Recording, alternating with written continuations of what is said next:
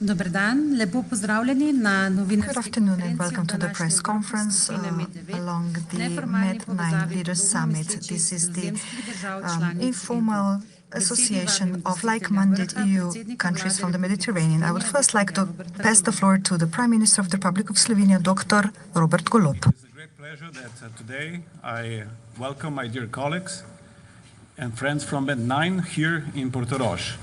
Dear Manuel, dear Nikos, dear Andrei, dear Pedro, dear Kyriakos, dear Robert, dear Luis, and dear Antonio. Thank you very much for coming here. I'm also very honored to have two distinguished guests that joined us today, King Abdullah of Jordan and European Commission President Ursula von der Leyen, and who accepted my invitation to this summit. The summit was of two parts. In the first part, we discussed together with the European Commission President the very pressing issue of competitiveness of European industries, a topic which was recognized by very important study and report by Mario Draghi last year, and that is crucial in order to, if we want to maintain our social welfare and prosperity in the future. There are many topics when it comes to competitiveness, but to summarize, the bridging the innovation gap is something that we shall start working about immediately by heavily investing in research and technology, but even more so in appropriate ecosystem in order to support the innovation coming from research to the economy. We also address the pressing issue of the energy infrastructure, but even more so importantly, the energy prices. Still going green, through the green transition and investing in renewables seem as the most viable way forward in order to secure both. Secure the independence and autonomy, European autonomy, but also lower prices. We also addressed the issue of green transition, decarbonizing our industry, but we are also advocating for a more flexible approach by sector, with specific and special attention paid to the automotive industry in order to promote further developments in the industry. Later on, we discussed also the initial proposal by the Commission on the multi-annual budget of European Union, the so-called MFF. The discussions, which will start in December, will be long and arduous, but the common position is that we need to increase the funds because otherwise we will not be able to follow the strategic objectives that we are placing upon European institutions. Having said that, the proposal set us by the Commission was largely approved by today's discussion, and we're looking forward to continue these discussions in the following weeks. Later, during lunch, we were joined by King Abdullah of Jordan, and we discussed the very dramatic situation in the Middle East, specifically in Gaza, but also in West Bank. And initially, I would like to say that we fully recognize the stabilizing role that Jordan is playing in the region. Jordan has our full support, not just for the present, but also for the future developments. And together with Jordan, Europe would like to be even more active in the region. Secondly, we all approve of the recent ceasefire and the ceasefire plus the Sharm Sheikh plan for peace as presented by United States President Donald Trump. However, we would like to see the plan come to fruition in all terms, not just at the initial stage. In that regard, we discussed various concrete actions and measures where individual member states, but also we as a group, could support the further development, especially the further path to peace in the region.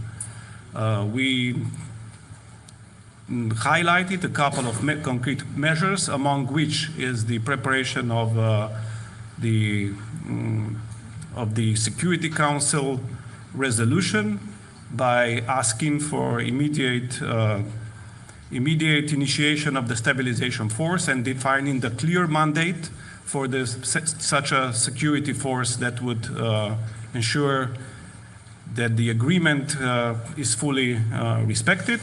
We also call for immediate release of all the humanitarian aid to flow to Gaza. There is absolutely no excuse for anyone to block such a humanitarian aid, and we fully expect the Israeli government to release the Rafah, but also other cross-border points in order for the humanitarian aid to flow to Gaza. And finally, we believe that if we are able to put our people on the ground in Gaza, specifically reporters, that would be absolutely the best possible way to guarantee that the agreement is fully respected by all sides and not just by perhaps one or two. Having said that, we were also able to come up with two documents. First, a joint declaration on the European matters, and second, on the joint statement with the King of Jordan on the developments in the Middle East. It is always a pleasure to host a group of friends, a group of like-minded countries, and today's discussion show that when you are among the friends, good things can happen. So thank you all again for coming, and looking forward for next joint steps. Thank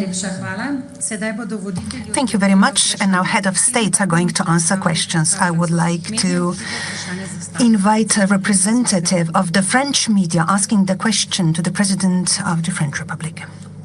Bonjour à tous, bonjour Monsieur le Président, c'est la Bougriou pour TF1 LCI. Vladimir Putin et Donald. Good morning, a question from TF1. Donald Trump and Vladimir Putin should be meeting anytime soon in Budapest. Do you regret that this is taking place in a European country? What do you expect from the American president? Should he invite President Zelensky, who said he would go? If so, if he's invited. And is it now the time for the Ukrainian president to make territorial concessions?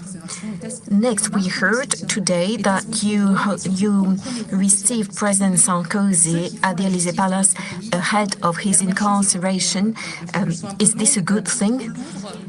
And lastly, a robbery took place at the Louvre Ministry yesterday. Do you agree with the Culture Minister that there was a failure in this respect? Thank you very much. Regarding the Louvre, I expressed yesterday my determination and my support, and I will comment this topic further when I'm back in France. Regarding Nicolas Sarkozy, I always was very clear in public regarding the independence of the justice system. That being said, it was normal that, given the circumstances, I met with my predecessor in this context.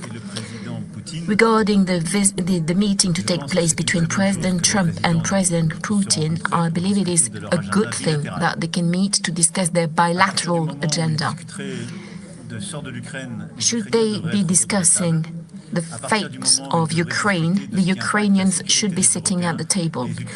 Should they be discussing European matters and the security of Europe, the Europeans should be at the table. That being said, we shall continue to support Ukraine, which is resisting in a very courageous way. They continue to fight and to produce, and on Friday a meeting of the Coalition of the Willing will take place. Some will attend in London, others by video link, and President Zelensky will be there. The only peace that can exist is a long-lasting peace that meets the requirements of international law and sets the condition of stability. There is no alternative, and the Europeans have always been clear in this respect.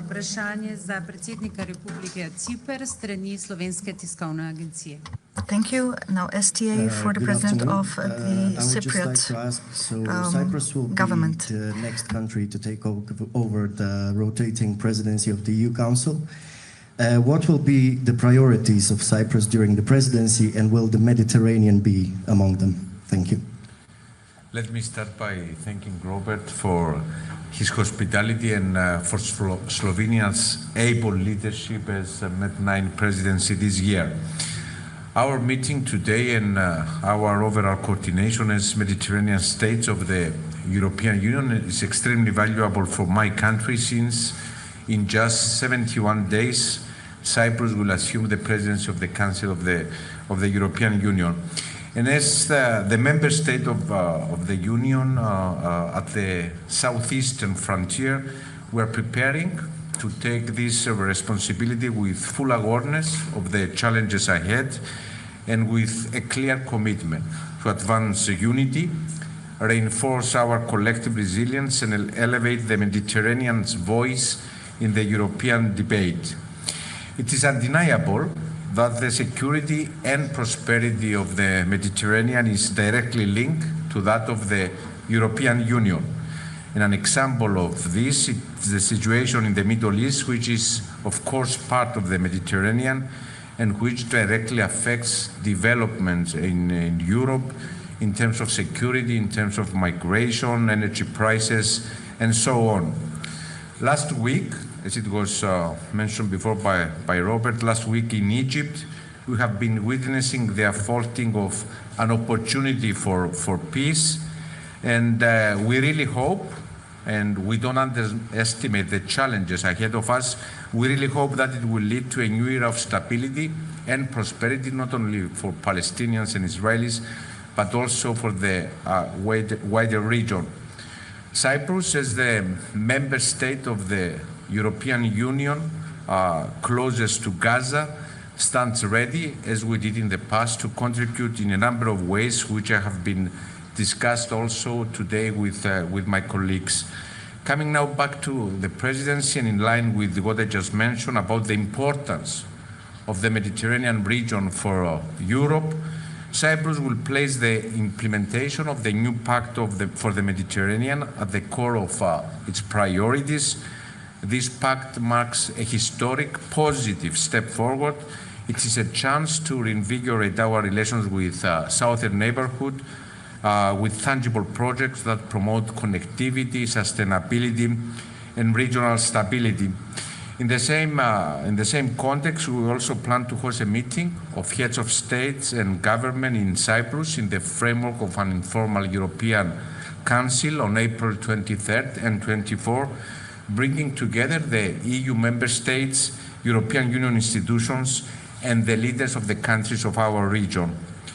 During the presidency, we will also prioritize key issues that are high on the European Union agenda, and at the same time are of particular interest to Mediterranean countries. Such an example is migration. As you know, during our presidency, we'll host a ministerial meeting on the implementation of the Pact for Migration and Asylum.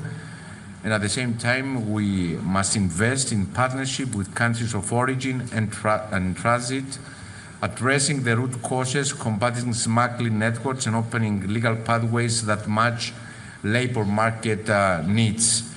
At the same time, preparing for and responding to climate change and natural disasters will be another area of focus during our presidency. Our region is affected by wildfires almost every year, as well as desertification. And in this framework, we very much welcome the announcement of the President of the Commission for the establishment of a regional, European regional firefighting hub based in Cyprus to also serve regional partners as a concrete example of Euro-Mediterranean cooperation.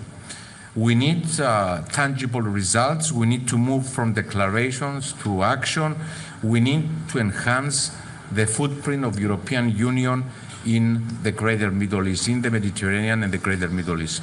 Thanks. Najlepša hvala. Sedaj prosim za vprašanje. Thank you very much. And now a question for the Prime Minister of Croatia. Croatian television for Croatian Prime Minister. So in these challenging times, we have a fragile ceasefire in the Middle East and a war in Ukraine, which has no end in sight. And Croatia is taking over the Med9 presidency next year. So which message will Croatia send? And can the Mediterranean have a unified voice in topics where the EU sometimes struggles? Thank you very much. First of all, good afternoon, and my sincere gratitude to Robert Golob, Slovenian Prime Minister, for having organized this Med9 summit, and also for the Slovenian presidency over the past 12 months.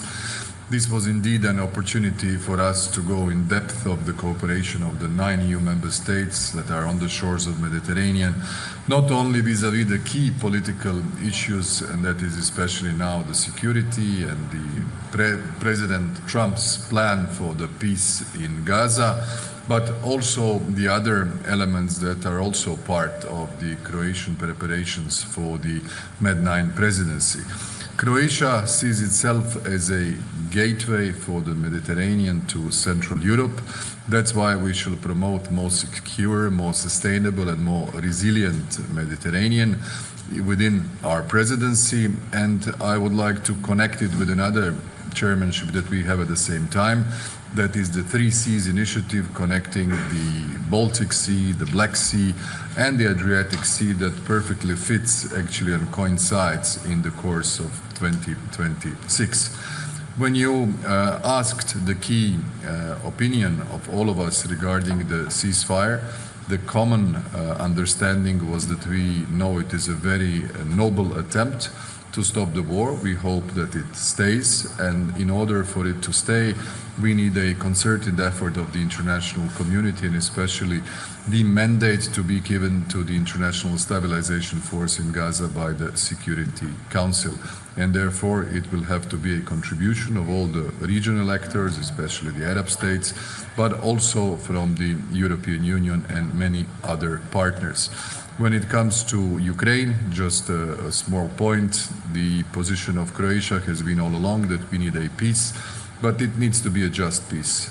Peace that will enable the respect for the international law and the territorial integrity.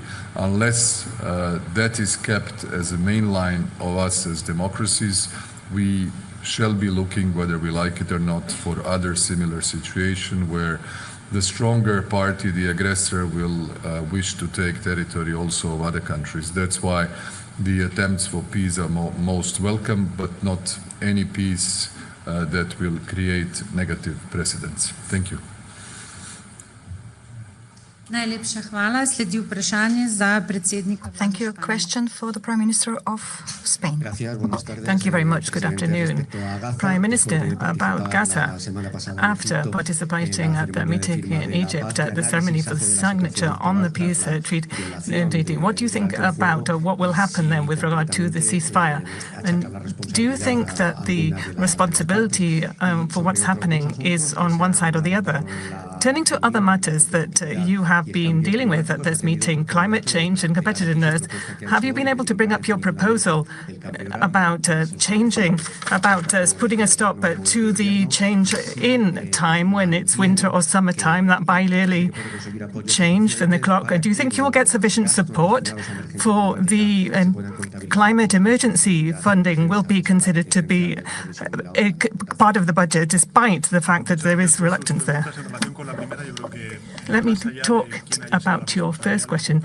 I think no matter what has happened or where the responsibility lies, it is important to go back to that position when that ceasefire was signed, so that we can, of course, move forward with all of the points in that agreement to be able to get that lasting and just peace in the Middle East. We would like the ceasefire to be respected, to hold, and also there should be entry of humanitarian aid into Gaza. It is not yet guaranteed as it should be. And lastly, we want to make sure that we move towards that peaceful solution between Palestine and Israel, the two states. And as you said yourself, we have put forward a proposal. It is the Environment and Energy Council that is looking at that proposal to end twice-yearly clock changes. And I believe there are a number of arguments that would vouch for that proposal. There's also a 2019 resolution from the European Parliament, which should be, of course, met and implemented. And all of the scientific studies, and as well as the the population, 84%, I think, believe of all of the population in the European Union is in favor of this. And then, as I said, scientific studies, more than 40 studies, have demonstrated that there is no sufficient energy saving here that would justify a measure like this. So no matter which kind of seasonal time you would like, the idea is to put an end to it because of science and because of the support, and of course the European Parliament also supported this back in 2019. The last question. Look,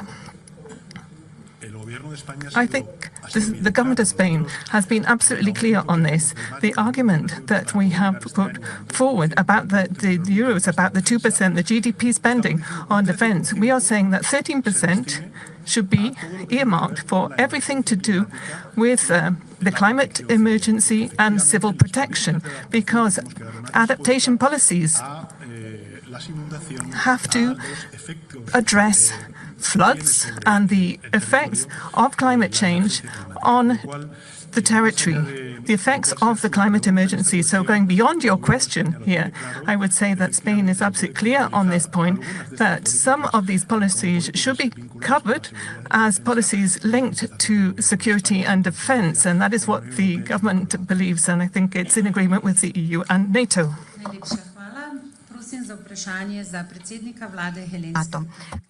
Thank you very much. And now a question for the President of the Hellenic Republic. The Med9 has become a platform for concrete cooperation among the countries of the European South on energy, migration, and more recently, defense and security. So how do you see these schemes of cooperation evolving in the current geopolitical context? And more specifically, what role should Europe's southern borders and the Mediterranean as a whole play in strengthening in EU's collective defense and strategic autonomy? Thank you, Prime Minister. Well, first of all, let me also thank Robert for the excellent hospitality. Let me answer your question, first of all, regarding the cooperation on topics related to energy, which is an area of great concern to all of us because it is directly related to the competitiveness of the European economy. I think there's a general understanding that we need to move faster in terms of building a common European energy market, that we are still faced, especially the countries of Southeastern Europe, with the prices that are significantly higher than those that our other member states are actually paying, and that a greater integration of the energy markets through significant investments in interconnections and grids needs to be at the top of our priority when it comes to our common European energy strategy. We also had interesting discussions regarding decarbonization in preparation of the European Council that will take place in a few days from now. And I do sense that there is a general understanding amongst the 9 of us that we need to balance the decarbonization goals, the ambitious decarbonization goals that we have set, with an equal emphasis on social cohesion and competitiveness, and that we would require a greater flexibility in terms of attaining the ambitious targets that we have set as a European Union. Now, on the question of defense, this is a topic that we also touched upon at the recent European Council. Of course, right now the priority of the European Union is rightly directed towards the war in Ukraine. But I think we all advocate for a 360-degree perspective when it comes to European defense. And when we think in terms of the new projects of common interest that we consider promoting as a European Union, be it a drone wall or an anti-missile shield, we need to be aware of the fact that future threats may not necessarily come from the east, but also from the south. So I think we are totally united in ensuring that the entirety of the European borders are equally protected, and that any new European capacity protects all member states, especially those that are sitting on the external borders of the European Union. Thank you. Another question for the Prime Minister of the Republic of Malta. Television Malta for the Maltese Prime Minister. Good afternoon. Today I had the opportunity to discuss important topics on the EU's agenda, such as competitiveness, security and defence, and resilience. We are also a few days away from an important European Council meeting that is happening in Brussels, where discussions will naturally continue. So what role does the Mediterranean and the Med9 group play in this? And how can this translate into tangible benefits for the citizens and businesses across the region? Thank you for your question. Thank you, Robert, for hosting us here and for your kind hospitality in your wonderful country. At the end of the day, it's all about the economy and how the economy and the healthy economy manages to transform itself into the bettering of people's lives. And that's why we're all about here, why we are here, to focus on the betterment of our economies and the betterment of our people's lives.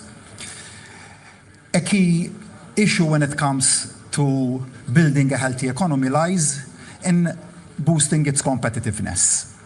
When it comes to us as island member states, I come from an island member state of the European Union in the southern part of the Mediterranean, not connected to the mainland, and connectivity assumes even more paramount importance, particularly when it comes to connections by sea.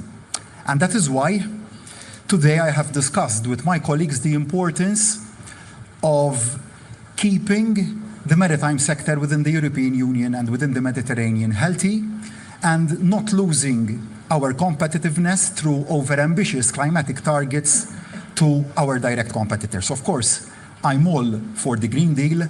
I'm all for reaching our ambitious climatic targets, but not at the expense of our economies, not by burdening our peoples or our businesses, but rather by getting their buy-in and motivating them to reach those targets in a fair way. That is why, following last week's vote at the IMO level, where the decision on the merits of that decision have now been postponed by a year, I now think that also at European Union level we have to reassess our position on maritime ETS and how that decision that we had taken months ago will affect our competitiveness in this crucial sector. The second point, energy. As mentioned by Kyriakos, we experience, our countries in the southern part of the Mediterranean, higher energy prices. That is why, as a country, we have had to compensate for that structural disability or structural deficiency by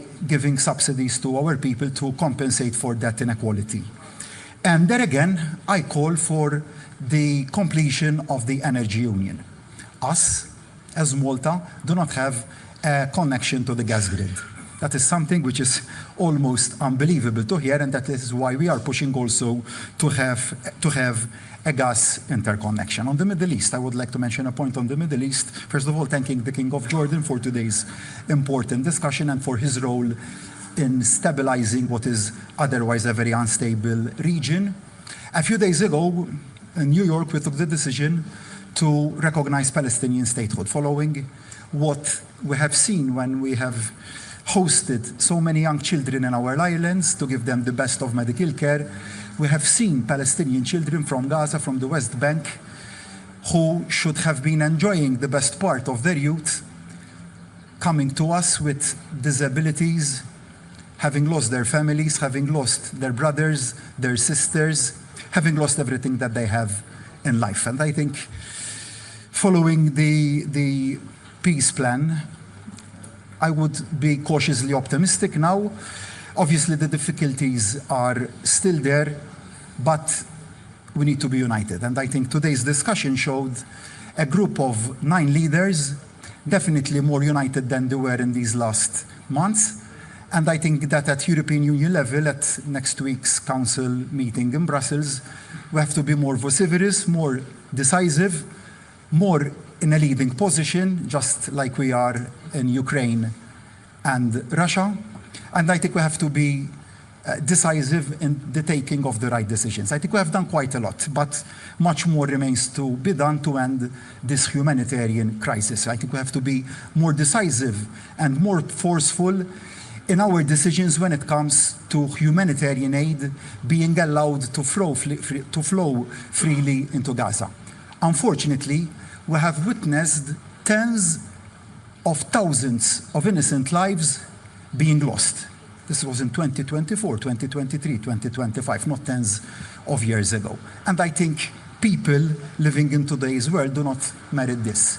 And we have two choices, either to remain complacent, either to let others take decisions for us, or to be at the leading role.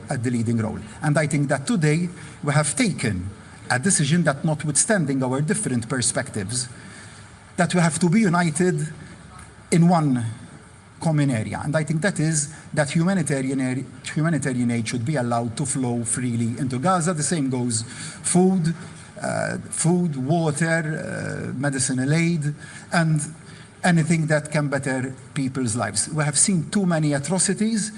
I will go back to my personal experiences from the children that we have cured and given a better life in Malta. I think we deserve a better world, and I am happy that today's discussion will lead to the bettering also of those people's lives. Thank you. Thank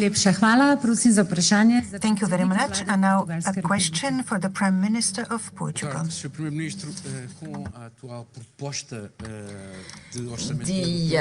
proposal of European budget and the migration pressure is EU losing the glue where it used to be that holds the EU together. And what about the burqa that was vetted in Portugal and also on the seasonal hour?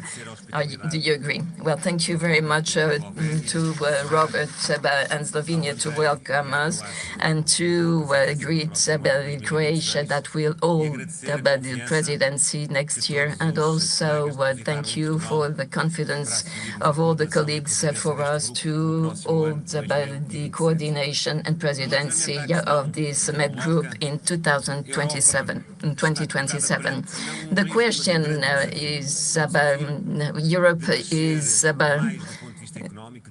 facing a challenge. We need more wealth to have this social cohesion as a glue, as a cement, and to answer to the wishes of its citizens. We have to take over also our plan in security and defense. We have to fight for this climate change and all these issues. So we need more wealth, and we cannot lose more time. That means we have to reach all the goals we have, but we are lagging behind. And once again here during this meeting it was said we need to allocate more public budget to the European investments in several domains, but also we need to mobilize private resources. That means that we really need a savings union and investments. We need a single market of capitals and mobilize all the resources in Europe, use them in Europe and not lose them or allow them to leave. So that means we need simple rules. We have a process which is ongoing but must be implemented by the Commission and the Member States and the European Parliament. That means simplification.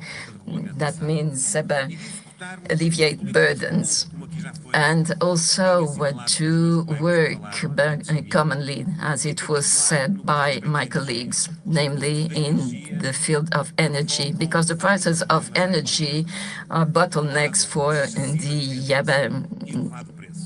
European economy. Dependency, we are less competitive, we don't have market shares, we have not the ability to affirm ourselves in the market. So we need to be more competitive in the energy sector, and we also have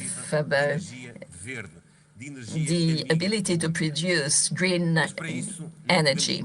For that, we cannot lose more time to implement projects in the interconnectivity and also between other areas like the connection to Northern Africa. And another thing which is very important for social and economic cohesion, migrations, which is connected to competitiveness. We need human resources, we need workforce, but we only will be able to allocate resources to our economy if we have legal and regular migrations, if we are able to integrate properly and give hope to those that look for Europe to work.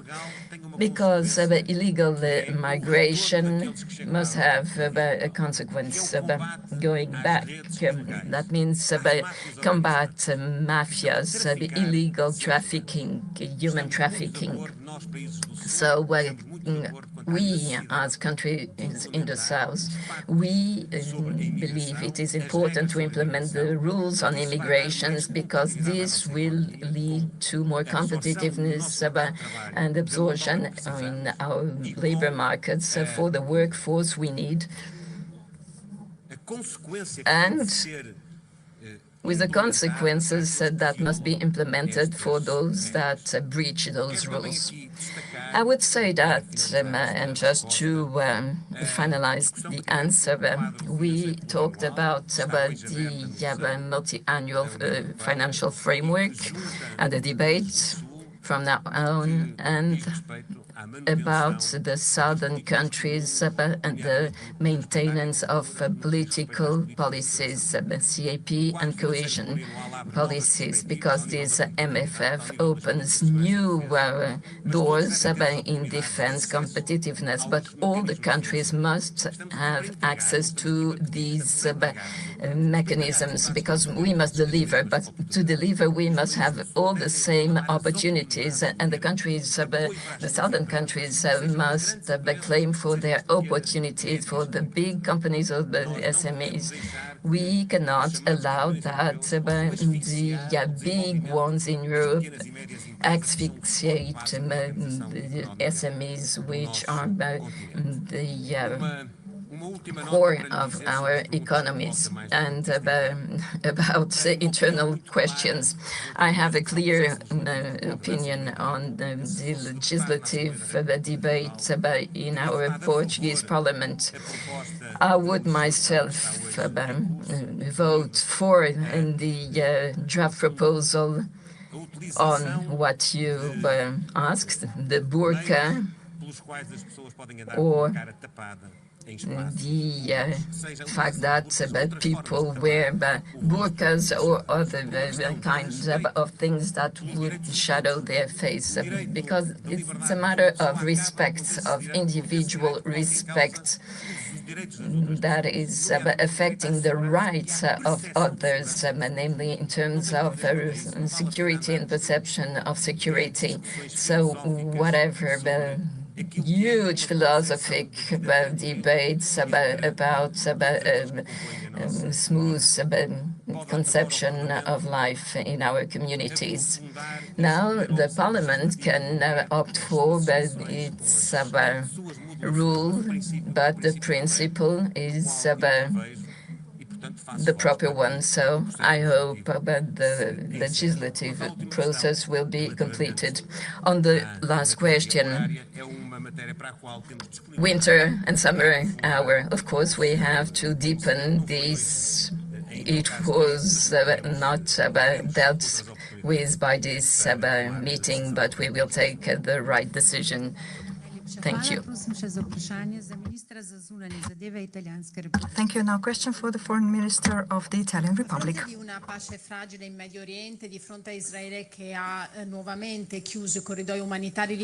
Israel has closed the humanitarian corridors. How do you think these corridors will be reopened? Italy has been penalized, maybe more than other countries, in providing humanitarian assistance. Now, thank you for your question. I want to thank Prime Minister Robert Golob for his hospitality in this beautiful village of Portorož. We feel at home here. And at the same time, I wish to welcome all Italian-speaking Slovenian citizens. And when I go back to Italy, I will certainly send my greetings to the Slovene-speaking Italians. And my best wishes to Andrej, Prime Minister of Croatia, who will have the presidency of this group. And again, Italians in Croatia, Italian-speaking population can use Italian in Croatia just as Croatians in Italy can use their language. What does this mean? After what seemed to be a fracture after the Second War, today Italy, Slovenia and Croatia work together. We sign documents together. We work hand in hand thanks to the European Union. When we want peace, peace can be achieved. What seemed to be unsurmountable fractures were overcome. And now we are friends. And I think the same holds true for Palestine and Israel. But we have to commit ourselves, and we Italians are doing everything we can to implement all aspects, all components of the peace plan put forward by the US. We also participate in the reconstruction meeting that will be held in Egypt, which we also contribute to organize. As for humanitarian assistance, today there is a mission of our Foreign Affairs Ministry. Our mission is in Ramallah to study all possible initiatives that will be implemented there to help civilians both in Gaza and in the Gaza Strip, and the same will take place for the West Bank.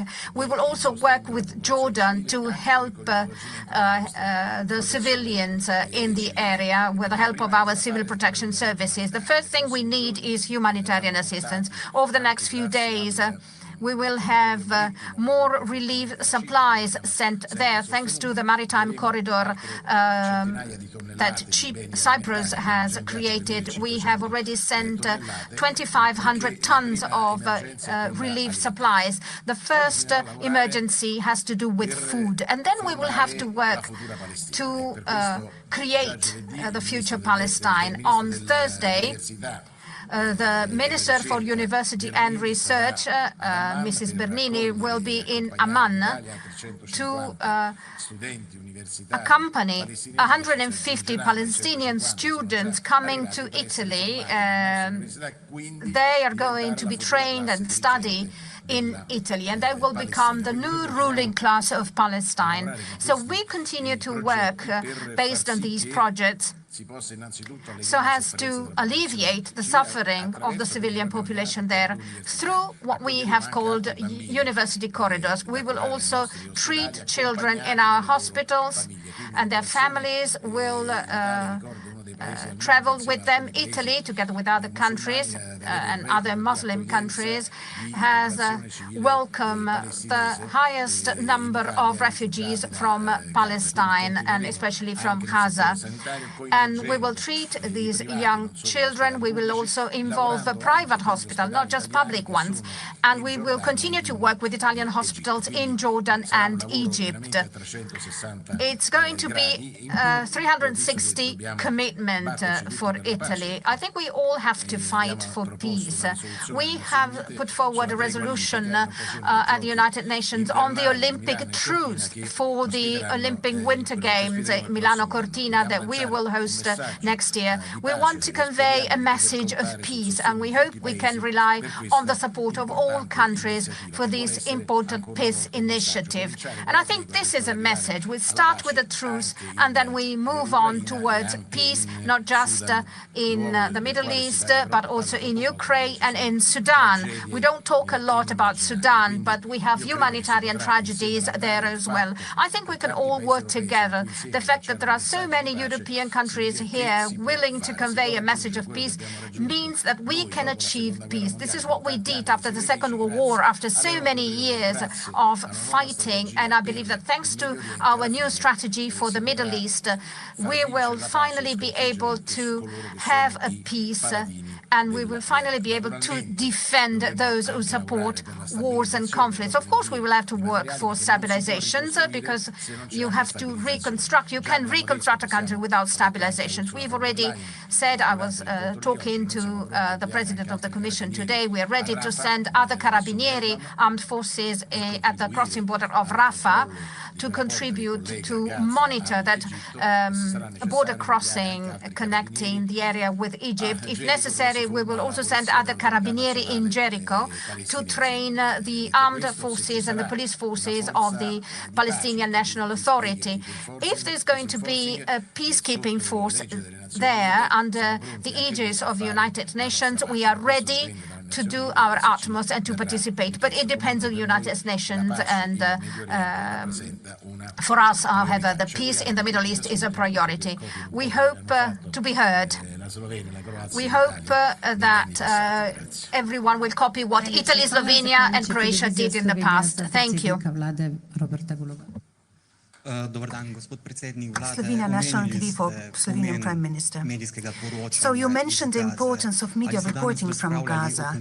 Have you today discussed about any concrete steps as to how reporters should be returned to Gaza? And are you going to talk about that with other European leaders? And now, Western Bank, how do Med9 countries comment on Israeli violations of international law and UN resolutions? A lot has been said on this today. We still don't have any specific conclusion, but what we all agree on is that we have to act through the United Nations. This is the best possible channel. A resolution is being prepared, and it will include the security aspect in particular. This is a prerequisite for reporters to find a way to go back to Gaza. I think that in the next days and weeks, we'll have to work with all allies, including the US, so that this sort of resolution that will support American president's peace plan, so that it is also voted, and so that we will then be able to say that international forces can finally enter Gaza. Until that happens, it will not be secure for the media to go to Gaza. So the sequence should be very clear, and I believe that the United Nations are the right path. This concludes the press conference. Thank you very much.